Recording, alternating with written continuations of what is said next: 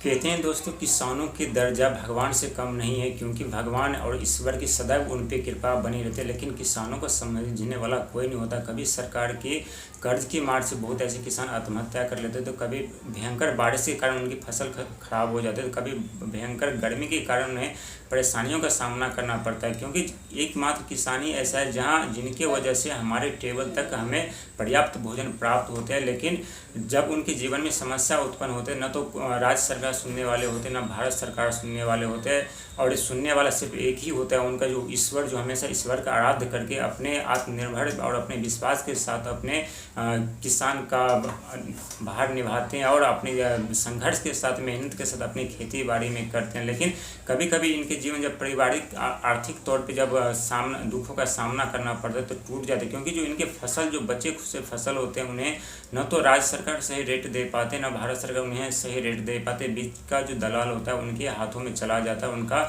जो सही रेट, सही दर होता है वो किसान तक नहीं पहुंच पाता। लेकिन जब उनके आर्थिक स्थिति खराब होते हैं तो उनके लायबिलिटी तक का भी आवश्यकता पड़ जाती है। लायबिलिटी भी ले लेते हैं, लेकिन लायबिलिटी न चुका के कारण वो व्यक्ति अपने जीवन में या तो आत्महत्या कर लेते हैं या उन्हें काफ़ी प्रॉपर्टी वगैरह सेल करना पड़ता है। लेकिन किसान के ऊपर सदैव ईश्वर की कृपा बनी रहती है और उनके जीवन में अनेकों समस्या जरूर आते हैं, लेकिन समस्या जल्द ही समाप्त हो जाती है। क्योंकि जो व्यक्ति संघर्ष करते हैं, मेहनत करते हैं, दिन रात परिश्रम करते हैं, उनके ऊपर सदैव शनि महाराज की शुभ दृष्टि बनी रहती है। और शनिदेव महाराज कर्म के फलदाता है और कर्म के हिसाब से फल देते हैं। और किसान जो वर्ग के लोग होते हैं, जो मजदूर वर्ग के होते हैं, उनके ऊपर सदैव शनि महाराज की कृपा बनी रहती है। उनके जीवन में कम ही दुख आते हैं, क्योंकि उनके ऊपर ज़्यादा जिम्मेदारी शनिदेव नहीं देते। क्योंकि शनिदेव समझते हैं कि ये किसान वर्ग है, इनको यदि हम ज़्यादा जिम्मेदारी दे देंगे तो शायद ये उन्हें संभाल नहीं पाएंगे, ये उन्हें उस कष्ट को ये भोग नहीं पाएंगे।